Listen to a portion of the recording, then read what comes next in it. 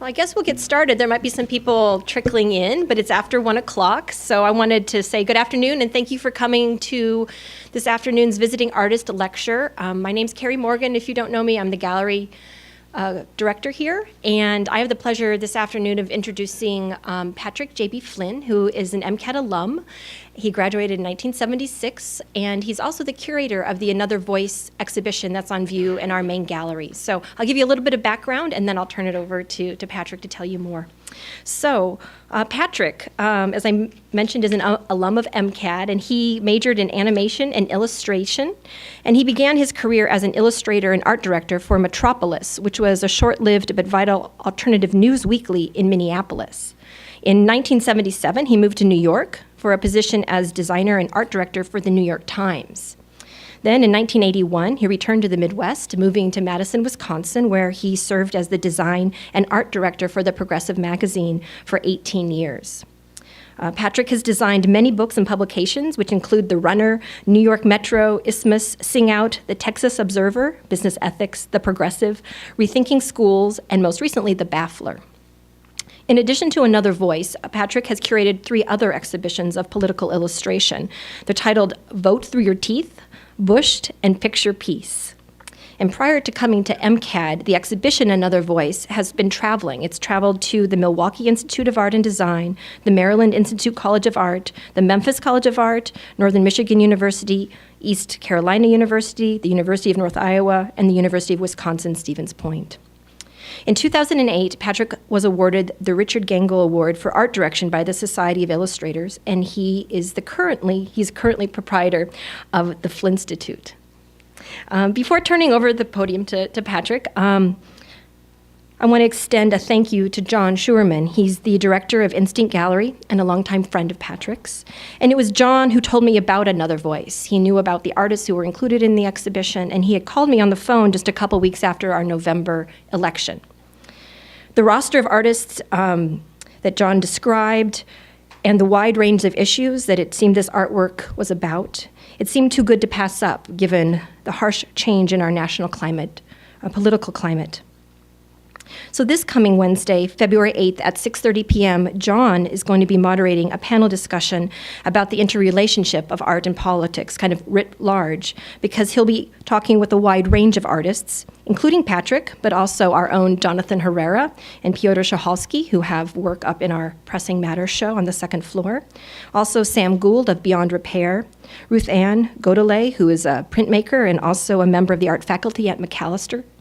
And we have Khadija Sharif, who is a Somali-American photographer, and some of you might have seen her work a couple years ago. It was included in a show we did with Natasha Pestich's art and community class in fall of 2015. So I hope that you might come back on Wednesday night at 6:30 and learn a little bit more about what artists are doing and enter into a dialogue that's going to be ongoing for a while. So, in closing, I just want to do a shout out to the amazing team of gallery assistants and our fellowship coordinator, Melanie Penkow, and our exhibition technicians, because they all helped make Another Voice happen. And also I want to thank DesignWorks, because they did a stellar job helping with the design of the show, as well as the promotional materials. So thank you, MCAD. Thank you for coming. Patrick.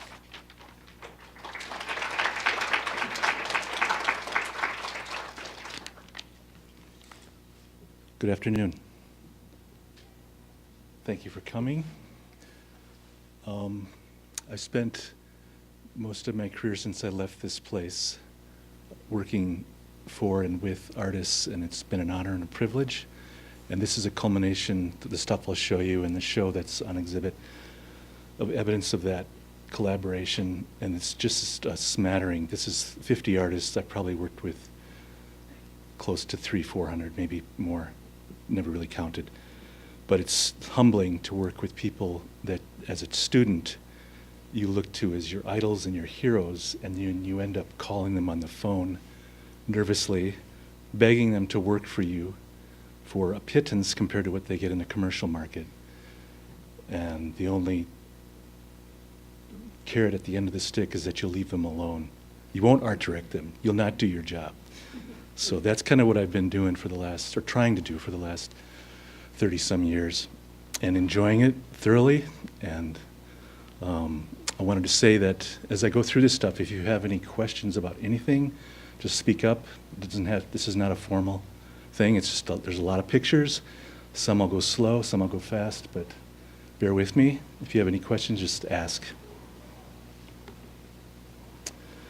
I'm going to start out with what inspired me as a kid, and that was cartoonists in general. I loved the Fleischer cartoons, Popeye. I got that every day I came home from school, but this guy in particular, Rube Goldberg, I loved his imagination, the way he would put a whole narrative together based on beginning to end and how things sequence to make something happen at the end of it. It seemed to me that that was sort of boiled up how graphic design works. You know, you get all these pieces and then one thing affects another, and then at the end of it you might have a good product. Anyway, I used to scour the library for books on his work and just loved looking at it. And another inspiration was Norman Rockwell, which I'm sure most of you have heard of, especially his later work where he's doing social realist work. And later, people like, I discovered this publication called The Masses in the back shelves of the Sioux Falls Public Library, and I was just totally enamored. I was probably in high school with the graphics and didn't know what it was. I didn't know it was a socialist magazine. But anyway, they had just such incredible art. It's a piece by Robert Miner, and I think this speaks for itself. But there was a lot of really great artists that were published in that, including this guy, Art Young, was a great draftsman. This was just all stuff that informed me before I even knew what I was going to do. At this point, I was going to go into veterinary school, which I'm glad I didn't. So when I went to MCAD in 72, 73, I think it was, I went into graphic design, sort of foundation studies. Wanted to be an illustrator. My mentors were people like Milton Glaser, which you probably have heard of. Peter Max was very hot then, so I loved his work. Just loved color and fluid line and playing with color and illustration, and wanted to be an illustrator basically. I went into animation with Kathleen Laughlin was a teacher here at that point. But the program was stopped in my third year, so I got into printmaking and started doing intaglio with Thomas Eggerman. And Terry Tolman, I think his name was. Anyway, they were really great, patient teachers and spent a lot of time on press. And we're learning the techniques of printmaking, which I loved and still do, but don't do much of it anymore. After I graduated, I was looking for work and ended up, there was a paper in town called Metropolis, which lasted in Minneapolis for about a year. I started doing illustration for them, and to make money, I would hawk the paper on the corner, which was fun, because it was like nobody knew what Metropolis was, and you'd be yelling, "Metropolis, 2 bits, 25 cents." And we got to keep 20 cents for every copy we sold. So I sold a lot of copies. It was fun. Anyway, this cover in particular I'm showing because this was a fellow student that he was also an illustrator. And another student friend of mine, Paul Shambroom, was the photographer for the photo manager for Metropolis, and we both knew Jack Malloy, so we thought, well, he looks like a guy that could sit in a casket for a while, so we called him up, and I think we probably paid him $20 or lunch or something, and we took this shot for the cover. Anyway, the fun thing about that job was there was no overriding editorial concern that said, do it this way. We just had total carte blanche, so that was sort of where I got the idea. It was like, yeah, they just do this and make it fun, and it will be good. And so that's kind of how that all started. And unfortunately, the paper only lasted a year, and I was unemployed at that point, so I had to find work and started sending my resumes all over the place and actually posted one of them on the jobs board. I pulled a clip off of one of them. It was for a magazine called Golf Digest, which I could care less about golf, but I just thought, what the heck, I need a job. So I sent out this thing to Golf Digest, and then about 2 weeks later, I got a call from Louis Silverstein, the art director, and he was suggesting that they didn't have a job for me at Golf Digest, but the parent company was the New York Times, and would I like to come out and interview for a job? And I said yes. And this was, my wife was pregnant, and we were just like, in Minneapolis, but I didn't even ask her. I just said, I'm doing this. And she agreed. She went along with it, but I was out there 3 months solo as a bachelor, so to speak. Anyway, I got to meet and know a lot of really great designers. I was one of 13 designers that did special sections for the Times. They have many sections that they do in the paper. And back then, it was just starting out that they were moving from metal type to cold type, what was called cold type, galley type.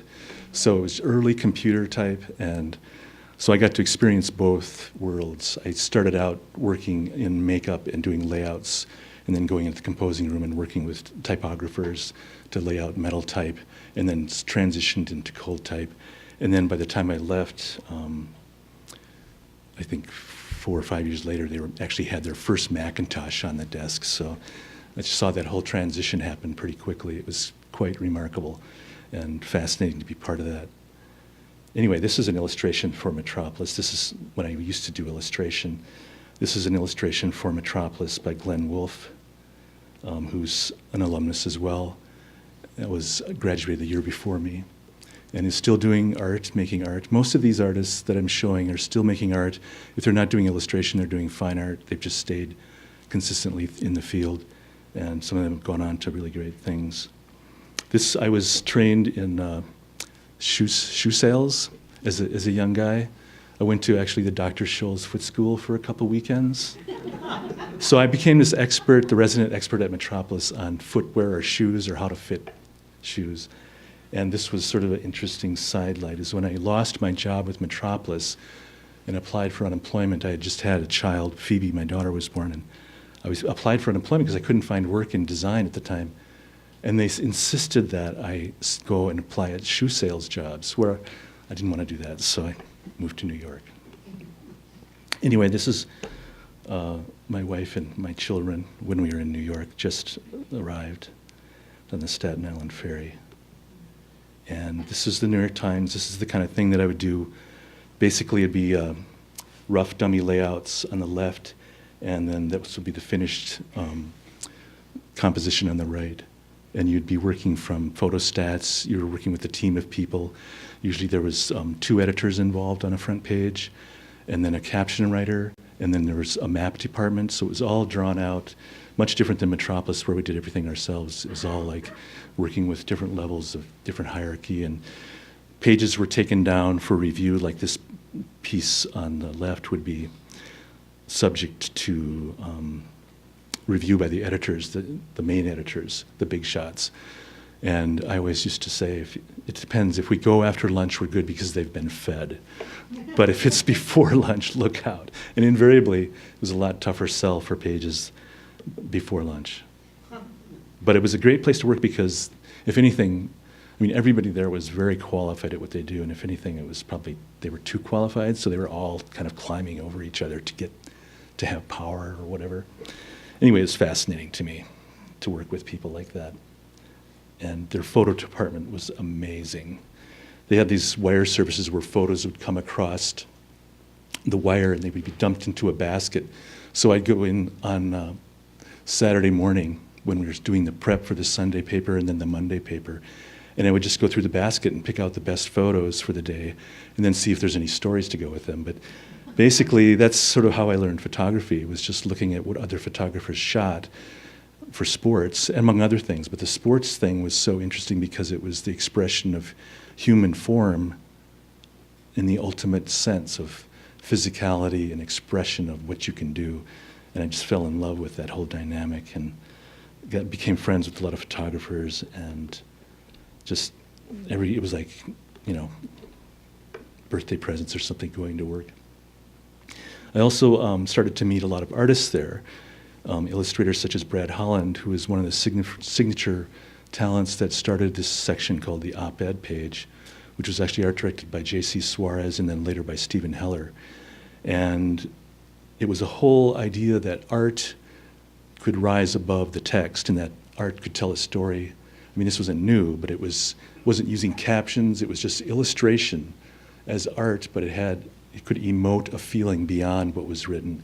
And it was called op-ed art. And I just admired that premise so much and got to be friends with a lot of these people, like Ralph Steadman. I love this one, not a picture of a man being sick, but a picture of man breathing in deeply. Very political stuff. Tommy Unger, I didn't meet till much later, but I admired his work a lot. He, at the time, was in Nova Scotia and kind of a hermit, but he had been a real success on Madison Avenue for years. And Ronald Searle was another hero when I was a kid. I used to see his stuff. I never met him, but I just admired his work, and I would see his work laying around, the originals, so I got to drool on them. That was always fun.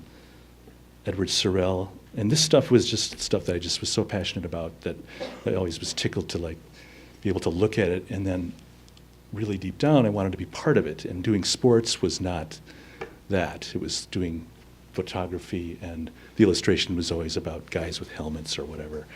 So I just really wanted to get into the political art thing. This was a piece that was killed by the Times because it showed Henry Kissinger's backside, and they didn't want to do that. They didn't want to offend anybody.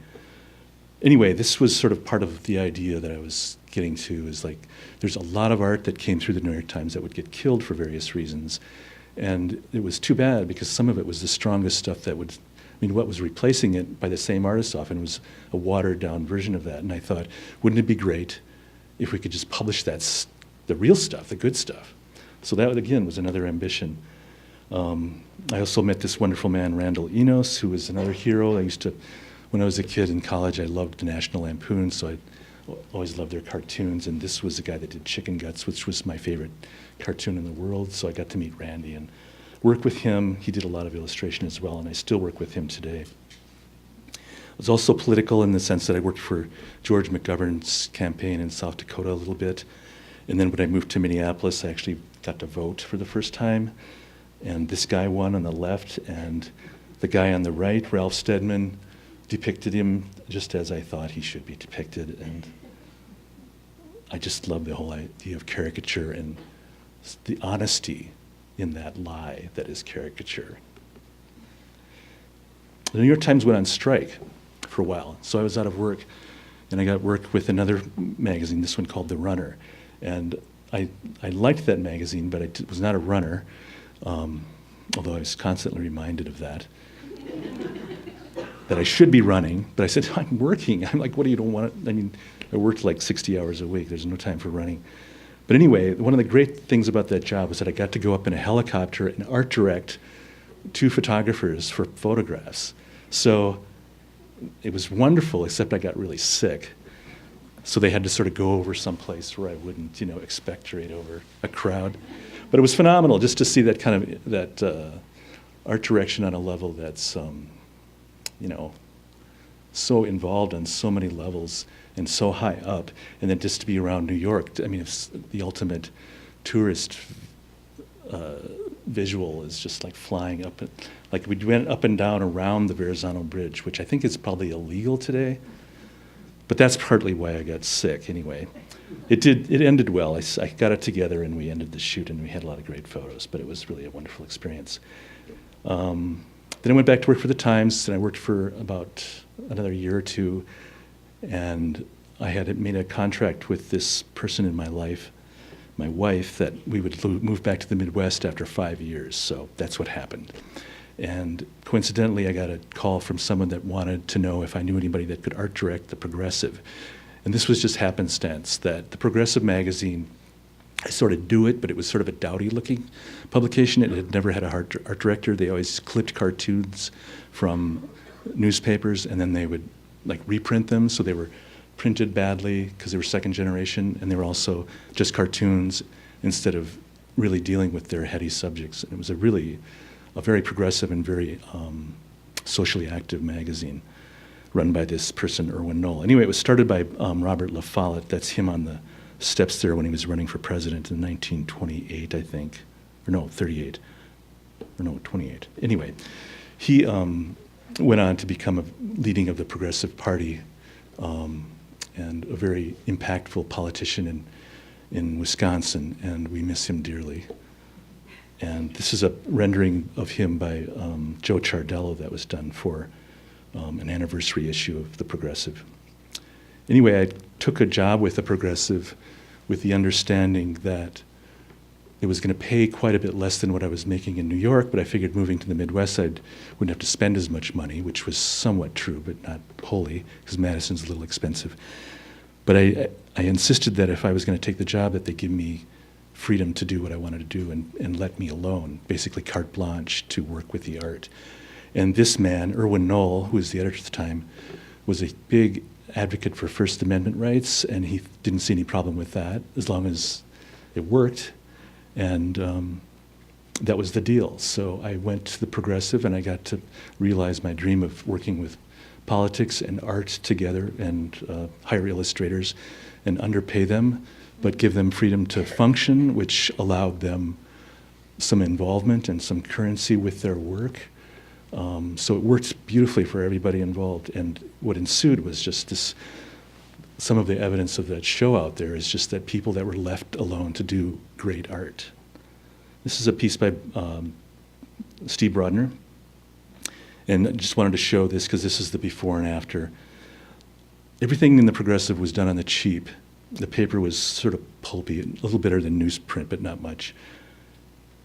The covers were all hand separated, so every piece of art would come in black and white, and then I would have to fabricate color and use what was called PMS colors, or Pantone matching system color, which is still around today. But it was always a mystery as to what those colors would do when they blended, because it wasn't like blending CMYK colors. It was truly just sort of some sort of weird supposition based on an understanding of color that never came true. So the colors were always off and weird, and sometimes they were delightful, and sometimes they were just terribly horrible. But anyway, that's how this stuff happened. And it was a labor of love because you'd have to redraw. You'd like be drawing lines around their lines. It's like coloring in the line, inside the lines or something. I also worked with an artist that I'd met at the Times, but never worked with her there because she didn't do sports drawings. Sue Coe, who I can't speak enough about Sue and her involvement with politics and art and activism. She's actually someone that goes on the front line to gather resources and has been involved in the apartheid movement in South Africa, was heavily involved in the AIDS crisis that was happening in New York, in doing artwork and trying to get things published to get people to realize what was going on under the Reagan administration, and also very involved with animal rights and anti-war issues. So she was perfect for the Progressive and a really sweet person. This is one of her pieces, more recent, that we actually published in the Baffler. And these are all very sort of fantasies in a way, but they're not. I've been to one of these floors in Sioux Falls, the slaughterhouse floor, and these are actually pretty and sort of controlled compared to what the situations are really like. Another artist that I admired when I worked at the Metropolis was Henrik Drescher, and I got started working with him at the Progressive. And Henrik was great because he didn't care about money for some reason. So he would just do a lot of everything, and he was always very fun to work with because you never knew what he was going to do. It usually tied into something he did personally. It was like if you assigned something to him, you'd probably have to have an understanding that it may not have much to do with the article. Unless it was a cover, then we could insist on it. But I published a lot of his stuff that the editors just sort of scratched their head like, what? Anyway, he's really, he's very prolific today and still one of my favorite illustrators. The thing I started out working with most of these people 30-some years ago, and I'm still working with most of them today, unless they've passed on. So this was the front end of this, so it went into a spread. In Madison, I met a couple artists that I worked with, a guy named Michael Duffy, who became a very good friend. And I actually photographed his work for him because he wasn't a photographer. So he would build these models, and then I would photograph it. And we had this sort of lovely relationship where I actually did art direct Michael Duffy, but and I could compose it, how I wanted it. And he did a lot for me and still does. We also started doing actions or protests or parades or showing up on the street with signs. And he would build these masks. This one was a stealth bomber mask that we would take out on the street. And the beauty of that is that, as you probably know, the puppet thing or the mask thing or the drama that you can take out to an action is so impactful. For one, parents that might not otherwise care for that or even notice it, their children are going ape crazy over it because they love it. It's so playful. It's a way of charming people to a point of view. And that's the thing that I loved about Michael's work, is that he had a bit of comedy in everything he did. And I got to work with that. So we did a lot of that in our spare time. I'm sure it changed the world.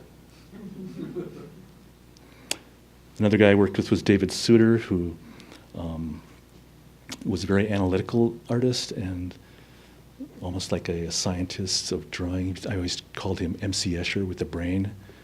He just really had good concepts and just a wonderful sense of mystery and puzzle about his work. This one I thought might be appropriate. I don't know, to the audience, maybe not. Just kidding. Anyway, I just love his logic. It's like, okay, what next? Well, I'm going to go flip some burgers. Bob Gale was a very good friend of mine. He was a British person that had a green card. I met him in New York. He was sort of a crazy fellow, but he and I just hit it off beautifully, and I probably worked with him as much or more than any artist. And he was very graphic, very quick. In the early days of, keep in mind, all this stuff was done before the advent of the computer, most of it anyway, and this stuff had to transmit either by fax or it had to be done quickly and sent by express mail. So the efficacy of having something immediate was very important, and it had to be transmittable. So black and white was really good, and then I would put my color into it, but all his stuff was very bold and graphic and transmitted well, which is part of the equation. He also had a whole world that he had constructed, and we published 2 or maybe 3 series of it. It was called Republic of Euralia, which is sort of an invention of West meets East politically. And he had this thing like this fellow with the headphones. Now that's commonplace these days, but this was done before anybody had anything on their head with sound in it. It was like maybe you had a stereo at home that you would do it, but he was like on the train, and that's just, they're not earbuds necessarily, but pre-earbuds. Anyway, he had this whole world built up. It was quite fantastic. This is Frances Cheddar. She was someone that I met at the New York Times, and she and I would get into long conversations about censorship and art and how she couldn't do what she wanted to do, so she was a natural ally. This is actually a couple that were married, Melinda Beck and Jordan Hyssop.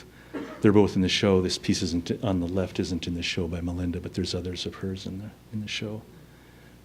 And they were in school at the School of Visual Arts in New York, and they came to Wisconsin to meet me at the Progressive, and they showed me their portfolios, and it was so odd because nobody ever came to Madison to see me.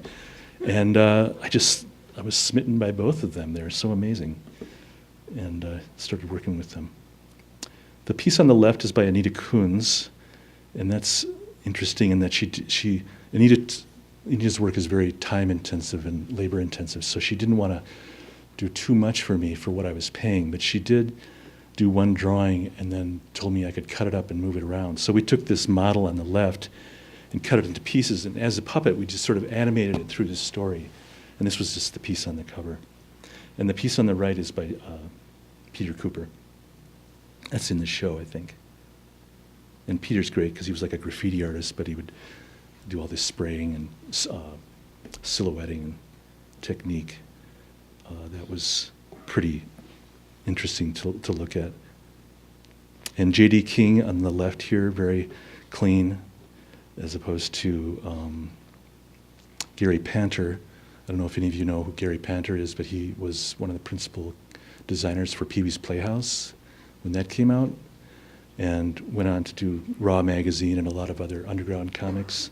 He's very prolific, and that's the piece that's in this show. It's displayed as two pieces. It was actually done to superimpose over itself. It was a two-color job, but it was done separately, and that's how it's displayed in the show as two separate pieces.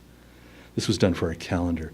The Progressive did a calendar every year, and it was the thing where I could give people even more freedom. We just give them a quote, and all they had to do is respond to it and make art, and then we would run it in the magazine.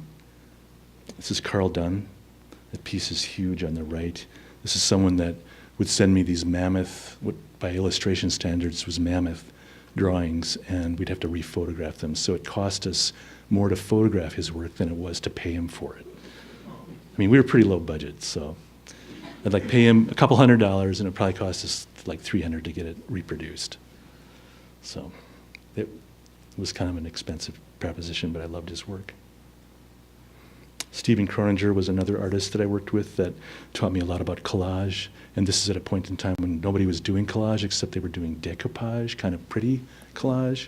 And he was like slashing and tearing and ripping and doing all this really aggressive stuff with paper. And one of his techniques, which I like here, is he would take Scotch tape and put it down on a printed piece of paper and then lift it off and then repaste it. And he'd do that continually over the reference, so it just like build this other dimension of, and he always kidded about getting a grant from the Scotch tape company. 3M, I guess, they're local, right? So he should get a grant. He used a lot of their tape.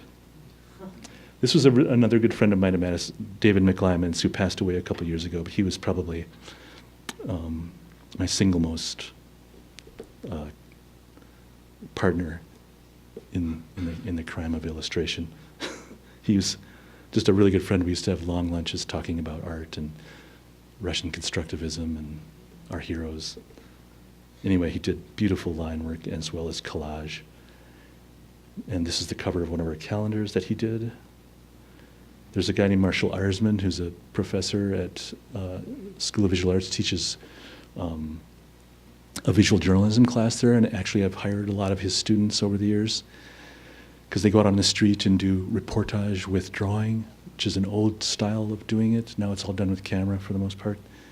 Anyway, he has a very visceral approach to drawing and painting, as exemplified here. I just put it juxtaposed with this piece from the New York Times that came out after the United States decided to torture people as a result of the Gulf War. This is Marshall's take on the Democrats becoming Republicans. So that was, you turn the page and there's the elephant, from an ass to an elephant. Mark Fisher was another good friend who did a lot of clip art and collage and recombinant things, very colorful, very fun, and reproduced beautifully. Easy to reproduce, that was always key. One of the things that I mentioned earlier was like being able to work with your heroes, like Ralph Steadman was someone I held in very high esteem, and ended up calling him nervously, and we ended up talking on the phone for like over an hour. And again, the phone bill was probably more than I paid him, but because he was in Britain. Anyway, it just was really a kick to work with people who you admired so much. I'd followed his work with Hunter S. Thompson and the Watergate hearings and all that stuff. In fact, I did a paper on it when I was a senior here at school. Oh, and then we had our people that didn't like the art. And my favorite line in this is, "Give your artist a farewell party." Anyway, we get letters monthly complaining about the art. The Progressive was a pretty dry journal before I came on board and introduced this other idea that you had to look at pictures, and got a lot of hate mail. I should have been fired. I was eventually. This is another one that had a lot of problems, and you can see how beautiful I rendered the color on this. But here's a piece that's for color. You know, you got to turn it to black and white, and then you want to use color on it. So what do? You just go to town and cross your fingers.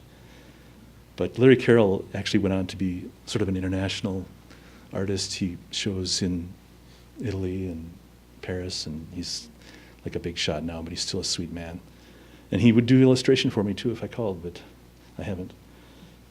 Anyway, he did a lot of great work for the Progressive while I was there. This is another one that got me into trouble with Henrik. This was a story about prisoners giving guards payment so that they could have access to women's cells during the night. So there's this whole story going on that was revealed, and it was a pretty nasty story. Anyway, they didn't like it to be illustrated, so they killed this art, actually. This was after Irwin had left, and there was a new editor, and that's when I started to hit, the stuff started to hit the fan as far as pushback on what I was doing. I was told the experiment was over. So this was the piece that finalized that. It's just this sort of piece about Pinochet, Chile's dictator that imprisoned and murdered people for many years, and somehow this was objectionable as a cover, but so it goes. I guess they didn't like teeth being skulls or whatever. Anyway, this was by Brad Holland, one of my favorite artists and good friend today. And this was an article that ran about that whole experience. And this top line sort of boils it down as far as what was going on with that. It's just a question of how do you sell magazines when they look ugly? And I guess that's kind of what I was up against. I was not making the magazine look pretty. The piece on the right is in the show, and that was another last controversy was done for the calendar, and they wanted to remove the mouth because they thought it made him look too black, or not black enough or something. I don't know. It was just weird. It got out of control, and it was like, okay, we'll take the mouth out, but it just seems so weird. It's like, why?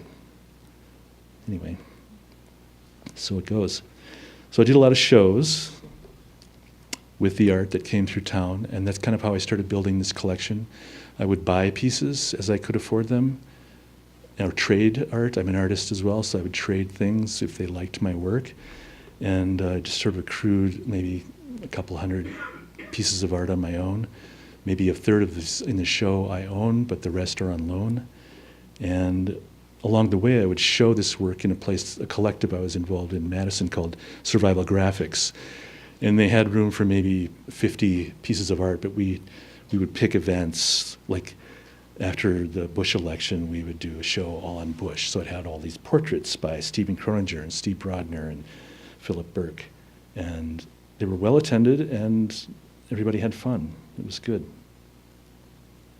This is my own personal work. We did posters. We did a lot of posters, just to sort of as premiums for people to subscribe. You get a free poster if you subscribe, that kind of thing.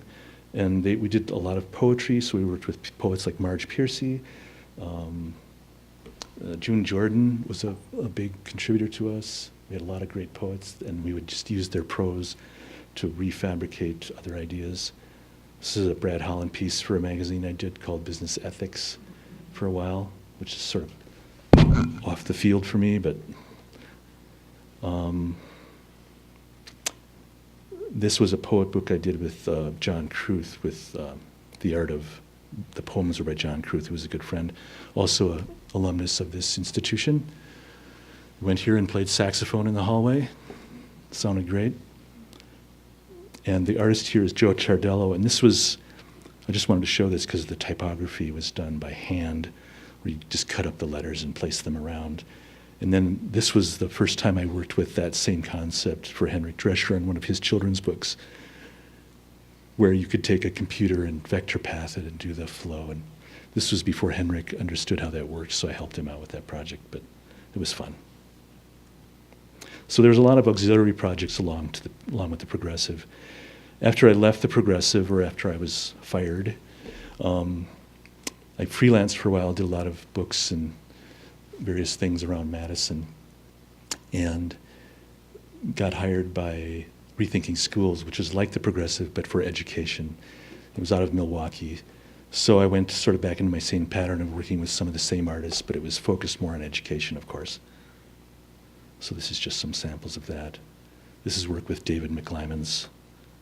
He did a lot of collage, assemblage. he was just this sort of artist that dabbled in a lot of different mediums. Catherine Streeter, collage artist, still work with her today. Really elegant, beautiful work. She was perfect for schools. Her mother was a teacher. She had strong affinity for that in children. This is one of my illustrations. First time I worked with my photographs with a drawing, which was fun. Now it's easy to do that, but it was, at the time I was like, how's this going to work? And these are just letterpress books that I've done. On the right and the left was a catalog I did for Walter Hamady, who's an amazing letterpress printer. This was a cover for his anthology of some of his work. This is a poster I did for the Society of Illustrators in New York. Got a gold medal, and he got some awards too for it. So it was kind of a cool thing. I started with the Baffler about 6 years ago. I had watched the Baffler for years when it was like the one on the top left. I had collected it and loved the Baffler because of its politics, and it was sort of a zine back then. So I just followed it for years, and then I got a call about the time the bottom left cover came out. They had been out of business for 2 or 3 years, and I had subscribed to it, and I just thought, well, that's over. I'm never going to see that again. And they called me out of the blue and said, we're starting this up again, and Steve Brawner gave me your name and said you're looking for work. And I really wasn't. I was still with Rethinking Schools then, but I'd already quit. I just like that week quit Rethinking Schools because I wanted to make art. But then the Baffler called, and I thought I couldn't resist. So I started doing the Baffler because I loved the magazine. I loved the writing. It was like better than the Progressive as far as the level of writing. It was much more intellectual, much more cultural. It was more about satire and comedy. Anyway, that's what I ended up doing for the last 5 or 6 years. Again, working with a lot of the same artists. And this is Stephen Croninger. So I'd always do these things on the side just to sort of lend. We took these to the protest that was happening around the Capitol and handed them out. And they went like hotcakes. We did like 500 copies, and they were gone in an hour. So the Baffler was fun. Again, because I had control, I insisted that I just be able to do what I wanted to do, and that worked really well. And the only problem was it was an amazing amount of work. It was 180 pages every 3 months, and it all came out like within a month's time, so it was just a lot to manage. This is a piece by David Mcclement, my good friend, and Catherine Streeter again on the right. This cover on the right is actually the back cover. That was supposed to be the front, and the front cover on the left was supposed to be the back, but the editors so loved that image of naturalism that was on the back. They said, that's got to be the front, so whatever. That's what happened. They were both good. That was another thing about the magazine that was great, is that when I assigned covers, I could assign 3 or 4 artists and know that 2 of them were going to get represented on the cover, and then we also used to do inside pages of just the art without any relation to content. So I could print this art inside even if it didn't make the cover. So that was fun. Just Chris Farntello's in the show. Mohammed Sami is not in the show. He's just someone that I found online, and he was doing amazing paintings, and we were doing this whole issue on the war, or wars, and I just loved this piece. So he was in Iraq at the time, and internet was difficult, but he ended up in Sweden, I think, and then we figured out a way of getting this stuff transmitted to me, and that ended up being our cover. He's a painter. And here we have Jordan Hyssop and Melinda Beck again, who are married, and this is actually, I think, a picture of their family on the left that Jordan rendered. I don't know why his head's upside down, but I kind of know why. Anyway, these were 2 separate covers. Melinda's was supposed to be the cover for number 30, but ended up, they liked this guy, Carl Dunn's art better, so that ended up being the cover, and she was on the back. But what's interesting about that is Carl Dunn is Jordan Hyssop's best friend growing up, so it's very incestuous. It's just funny how it's a small world, you know, it's like these things come together in strange ways. And this is Cathy Blackie, who's a Canadian illustrator that I've just started working with in the last 3 or 4 years.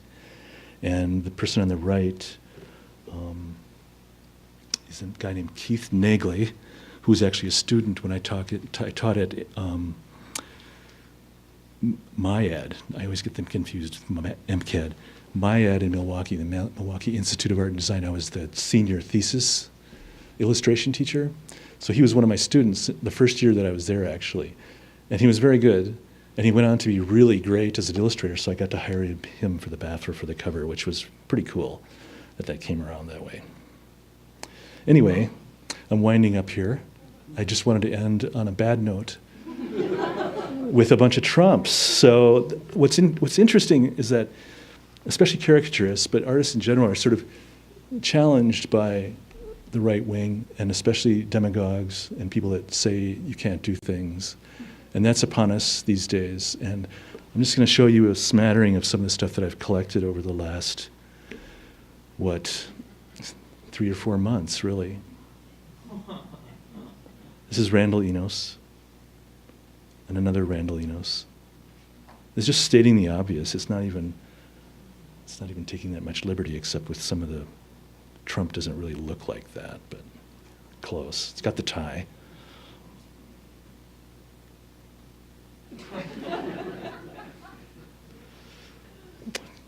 Meat for the base. This is Stephen Croninger. He did the previous one as well. Drain the swamp.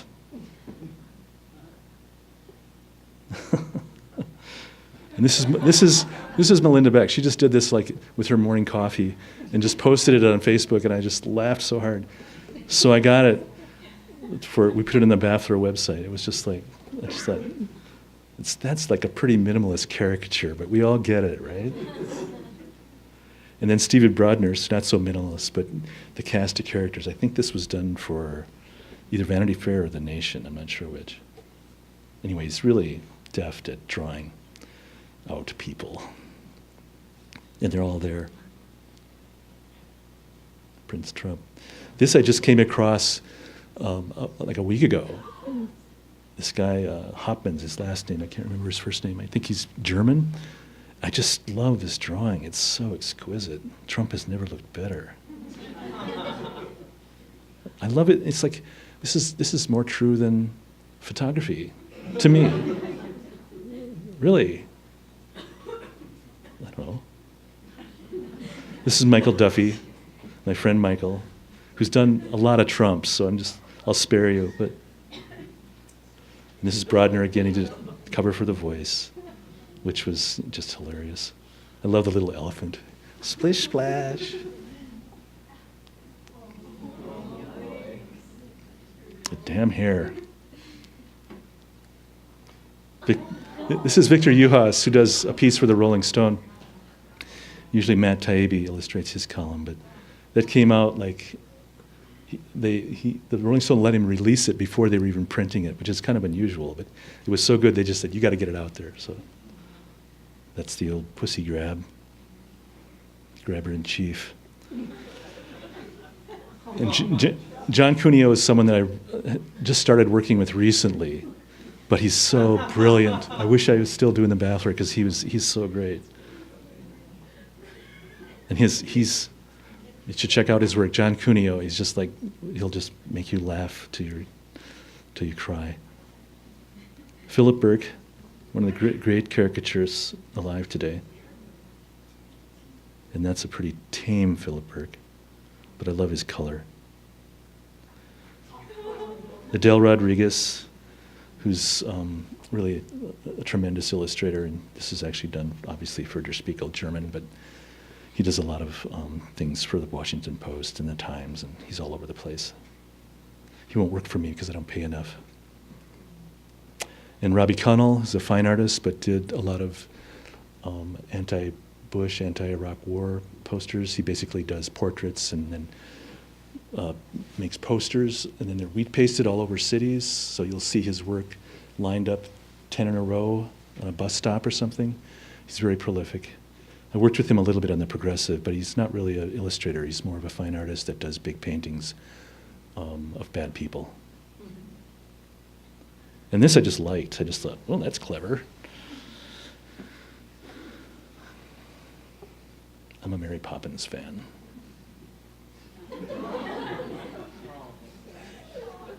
This is baloney. And I'll end on a good note. That's Duster, my best friend. So that's all I know. Thank you.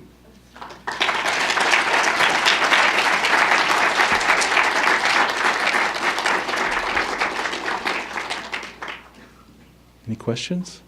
Answers? Suppositions? Yes?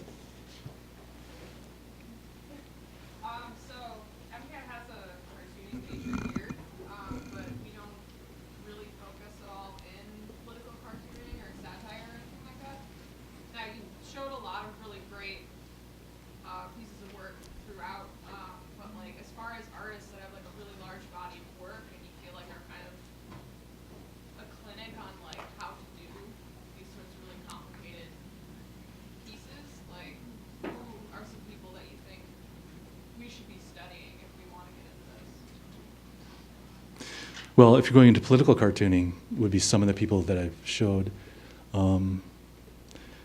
The things that are moving more towards animation all the time, which is interesting because that's kind of what I was interested in when I went here. But then it sort of went by the wayside. It was too labor intensive at the time, I think. It just took forever to do an animation. But as far as cartooning goes, it's kind of changed radically in that you can get work published online on the web, but like a lot of things, building a career off that is very difficult because it doesn't pay, or it's hard to get a job that does pay to a degree where you can actually do that full time. So it's not really encouraging right now, but I think it will be changing. I think everything's in flux, it's in transition. As print is fading in that arena and newspapers are down to like a quarter of what they were 10 years ago as far as, just physical space where you can get published. So the market's not great right now for cartooning, and there's a number of people, like I worked a lot with someone I didn't even show is Pete Mueller or P.S. Mueller. He does gags. They're just like one-shot gags. But he was printed in at least 50 or more papers every month. And then he would get checks, like $25, $50 checks with all that. So he was doing really well. But now he's printed in like 3 or 4. So that it's not just that newspapers are going out of business and their markets are shrinking, but it's also that they're killing cartoons because they're expendable. They don't think they need that. So the market for traditional publishing is not very good. But I do think that this is happening more on the web, and I can't think of the one right now. But there are places where you just have to get your foot in the door and you can start submitting work, and I think they pay something, but again, I don't think it's enough to make a living on as strictly doing cartoons.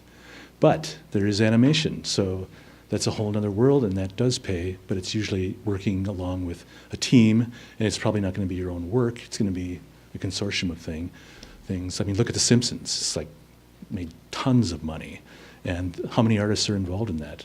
Probably over 100. So there's work there. It just may not be your own work. I worked with cartoonists at the Baffler, and we would pay them, but we came out once every 3 months. So I would have maybe 7, 8 cartoons in an issue, and we would pay $100 to $200 depending on the space. So again, it's not much to make a living on. And it would depend on the cartoon because it had to be like the Baffler. So it's a very narrow market for that. There are places like the New York Times who does now publishes a cartoon in the Sunday paper or their magazine section, but it's one artist every week and they have a deal. Like they probably can make a living, but that's a very small market. So I just don't think it's that great for cartoons at the moment, but I don't think it's going away. I think it's just in transition.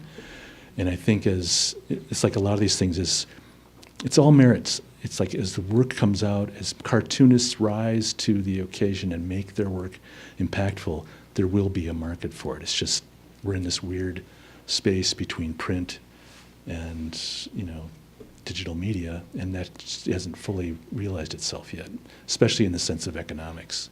It's realized itself for Zuckerberg or Facebook or Twitter, but it hasn't realized it for the working class contributors. So that's the bad news. The good news is that it's not dead. It's just in transition. So I could be more specific with places to go to, but I'd have to get my notes out. I don't want to do that. I just meant like some names, like maybe they're even in the show, and then Well, Randall Enos he did Chicken Guts, but he still does cartoons. And he does them through a site called Kaggle, Cagle. And they have a lot of cartoonists, so you could check that website out. And the person that runs that site actually is a cartoonist and has an affinity for that. Draugr is an illustration site, but they occasionally have cartoonists. These are just places where people network. But Kaggle is actually a business site where they sell cartoons and they license them off. So that would be one place you could start. You could check out P.S. Mueller's site. He's a talkative fellow. If you wanted to call him up, he'd talk to you or email him. Just go to his site. You can contact him through that. There's a lot of people out there doing it. I just can't think of them right now.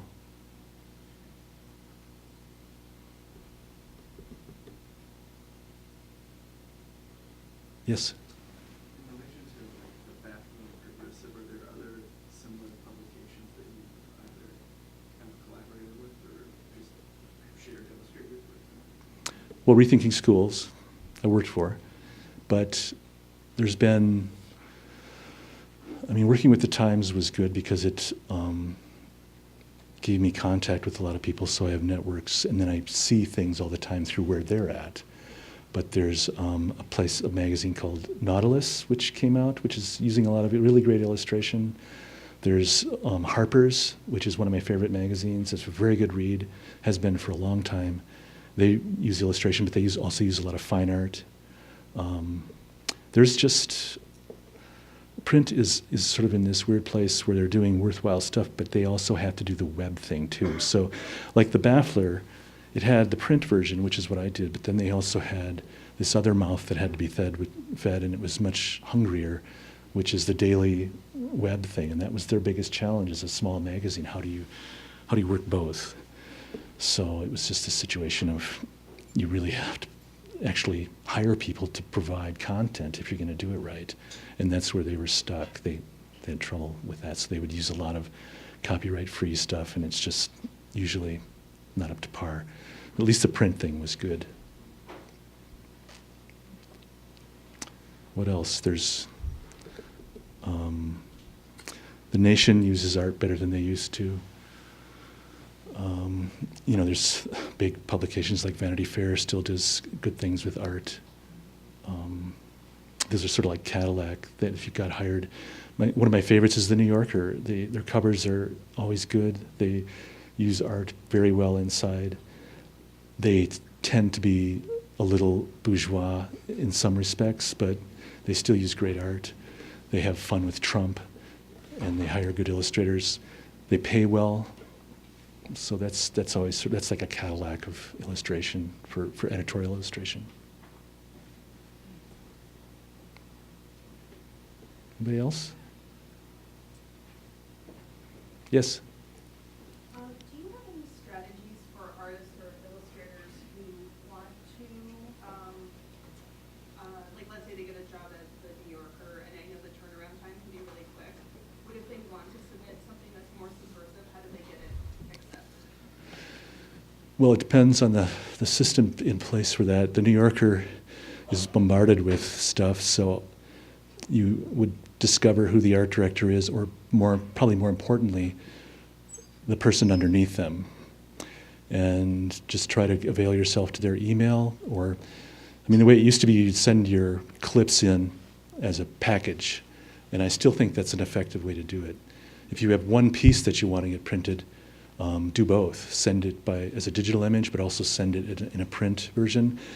I think that what's happened is with mail, when you get something from an artist, it's unusual. It used to be that's the way it was done, but nobody does it anymore. So I think sending stuff by mail is more impactful. So I would do both. But it's really a trick of trying to find out who at what institution is the person that makes the decision. And sometimes it's the art director won't even look at stuff that's somebody beneath them, and then if the person beneath them says, oh, this is interesting, then they pass it forward. But I've always been in situations where it's just me or an assistant, and it's very close, and I looked at everything. I responded to most everything that came in, with a form letter, or sometimes if I liked it, with a call, just to say, keep sending. I'd like to see more, or I love your work. This is what we pay, that kind of thing.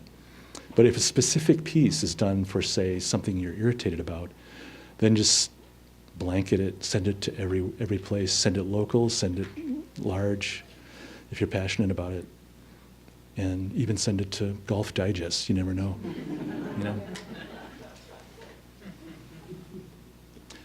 Anyway, I just want to, I don't know if there's any more questions, but I just wanted to say that my career has been built on the backs of other artists. It's not how I started out.